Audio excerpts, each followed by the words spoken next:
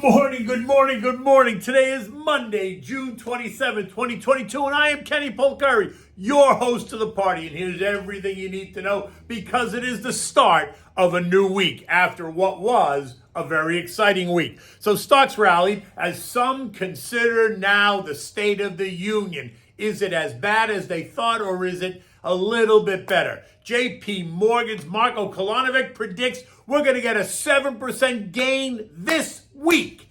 It is the end of the second quarter, so you can expect lots of window dressing going on through Thursday, right, which is the end of the month and the end of the quarter. Oil bounces off of trendline support after moving lower the last couple of weeks. Today, moving higher, trading at 107 plus. And what do we have for dinner tonight? We're going to have the seared swordfish on a bed of Puttanesca sauce with polenta squares.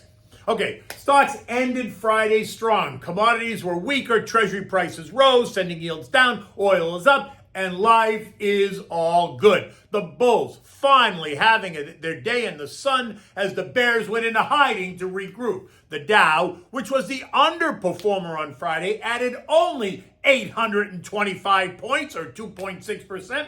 The S&P, though, gained 116 points or 3%. The NASDAQ gained 375 points or 3.3%. And the Russell added 34 points or 3.1%. And the transports added a whopping 520 points or 3.9%. The move being credited to the ongoing economic data that appears to be pointing to a slowing economy that will allow the Fed to reconsider the latest narrative of aggressive rate hikes in favor of less aggressive hikes, as they try to convince us that inflation is weakening and the worst is over. Reports last week showed that services PMI declining, manufacturing PMI declining, regional Fed activity declining, consumer sentiment, consumer confidence also declining.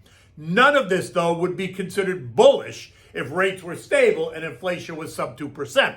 But with inflation is 8.6% and rising rates all the rage, the sense is that the newest Fed policy is working to slow the economy. Well, I'm not sure how that's working for you because it's not slowing the rise in energy, the rise in food, or the rise in rents. And that's what's important to consumers on a daily basis. And with summer driving and the cooling needs in high gear, do not expect to see energy retreat. And then we're going to move into winter where demand for oil spikes again as the need to heat your home takes center stage. And what about revolving credit? What do you think happens to that when the Fed raises rates? It doesn't go down. That's for damn sure. It only takes more disposable dollars out of the market. Maybe the Bidens will reconsider canceling revolving credit along with cancellation of student debt loans, right? Think of what a relief that would be for so many. What was interesting, though, was the strength in mortgage applications, which were up by 4% on Wednesday, along with new home sales on Friday that were expected to be down 0.2%, surprising even the most bullish analysts, rising by 10.7% month over month, a massive move in new home prices. Now, look, you can explain some of this away in new home sales as promotions by home builders. Recall during the past 3 years, the home builders didn't have to do anything. No upgrades, no pools, no landscaping, nothing. Demand was so strong that all you had to do was put up 4 walls, 10 windows, 2 bathrooms, a roof, and a couple of doors, and boom, you were done. Buyers were trampling over each other to get in. And that's when mortgage rates were in the 2s, right? 2.5, 2 3/4. Rates are now in the high 5s and low 6s, and buyers are no longer running over each other.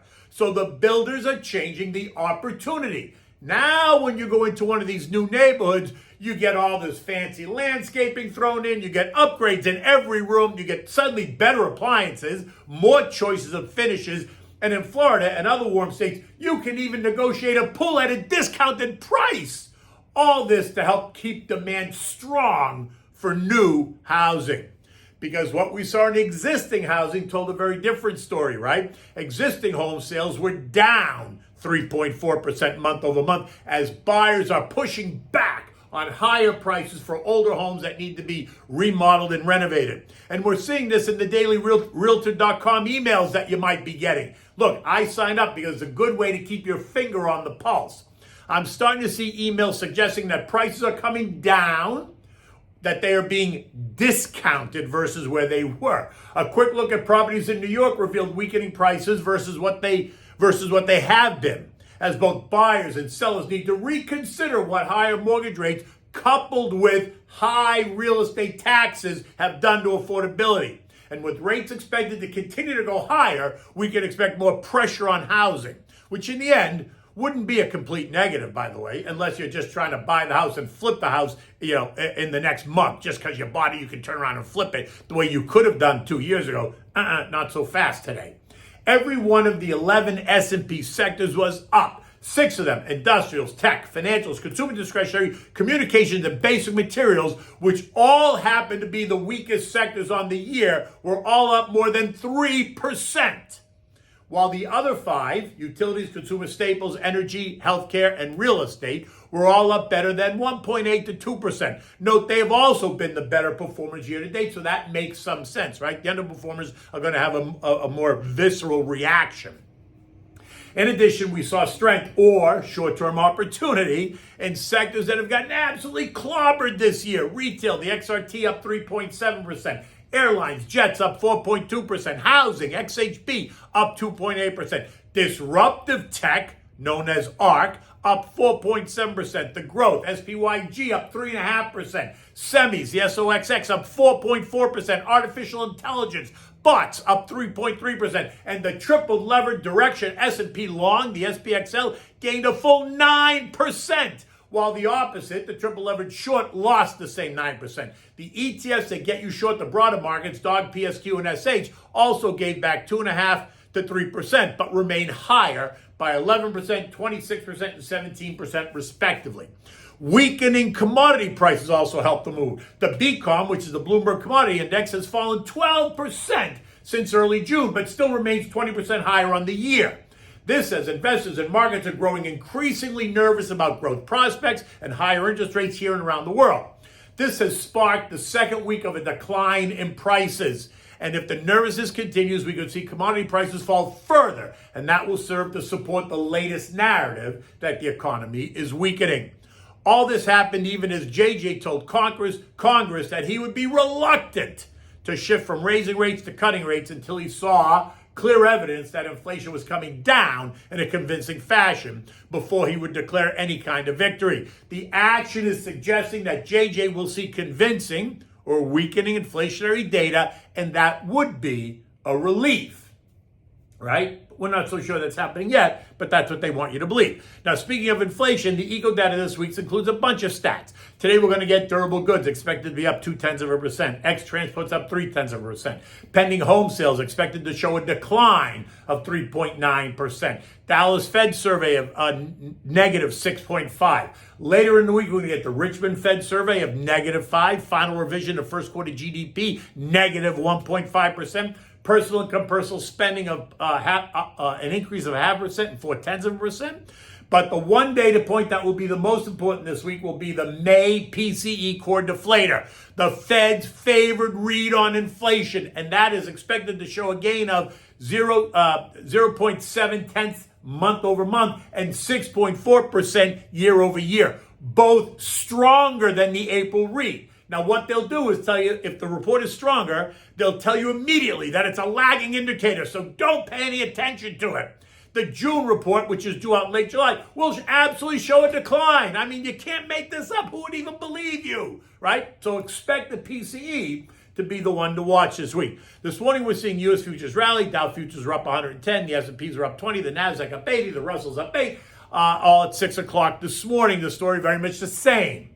A slowing economy, and add to that even more excitement. JP Morgan's Marko Kolanovic is telling clients that he expects U.S. equities to advance by 7% this week in the next 5 days as pension and sovereign wealth funds shift their portfolios, right? Shift their exposure. Remember, Thursday is June 30th, the end of the second quarter and the end of the month. So expect lots of window dressing this week as portfolio managers attempt to rebalance their funds ahead of the reporting season.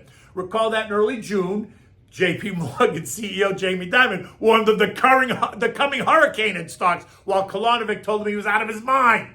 Stocks were fine, nothing to worry about here, time to move on. So let's see what he thinks. Now, if that's true, Kolanovic is suggesting that the S&P will be 4180, a gain of 274 points by the end of the week, while the NASDAQ will be at 12,400, a gain of 800 points by the end of the week, if he's right. European markets are also higher this morning as the momentum continues. The FTSE up 0.6, the CAC 40 up 0.1, the DAX was up 0.8, Eurostock was up nearly 1%, Spain and Italy were flat. The G7 meeting is taking place in Germany, so investors are waiting for anything now that may come of that. Nothing, just understand this, nothing market moving ever comes out of the G7 meeting, so I am not holding my breath. Vlad continues to try and take Ukraine while also defaulting on the foreign currency debt, a direct result of tougher Western sanctions that have trapped him into the corner. The G7 is expected to commit indefinite support for Ukraine in its fight against the Kremlin, and the US, UK, Japan, and Canada all announcing a ban of new inputs of Russian gold. Now, while this is all very interesting, none of it is really going to drive the action in stocks this week. 10-year treasuries are up 4 basis points, yielding 3.17%. Oil's up 16 cents at 107.78 after bouncing off trendline support last week in the latest breakdown over the last couple of weeks, where it saw it trade down to nearly 104. The S&P closed at 39.11 on Friday, up 116 points, decisively up and through 3,800, which was resistance, and is now support. It is the end of the month and the quarter, so expect lots of action. There's a sense that maybe things are not as bad as they were just a month ago, that there is hope, and just maybe we're in this well oversold short-term condition, which I would agree with. I think we were. But I am not yet in the camp that says we can avoid a hard landing, and so I remain cautious as we move into the third quarter, right, which begins Friday, July 1st. I hope I'm wrong, but that's how I feel. The focus this week will be on the macroeco data and the Thursday release of the PCE report and the much expected window dressing being done by the big asset managers. Okay, so what do we have for dinner tonight? So we're going to have this seared swordfish, simple seared swordfish, but on a bed of the Puttanesca sauce with polenta rounds that I gave you, right? The Puttanesca sauce I gave you in the May 16th note, 2022. So you can go back to that note and get the recipe. Or, just for your reference, I'll give it to you again. It's relatively easy. But you need to make the Puttanesca sauce first, right? So for the dish, though, you're going to need the Puttanesca sauce, plus you're going to need 4 pieces of swordfish, salt, pepper, fresh lemon juice, a little bit of olive oil, and you need the polenta. Okay, so start by making the Puttanesca. And if you need a quick refresher, here you go. You want to start with 3 crushed garlic cloves. You want sauteed in olive oil, 3 or 4 minutes. Don't let it burn. You're going to add the diced white onion and diced minced anchovy fillets, which melt. So don't worry about that. Saute for another 5 to 8 minutes. Add 1 can, 28 ounces of kitchen-ready crushed tomatoes, not puree, crushed. Stir it all up. Season it with salt and pepper.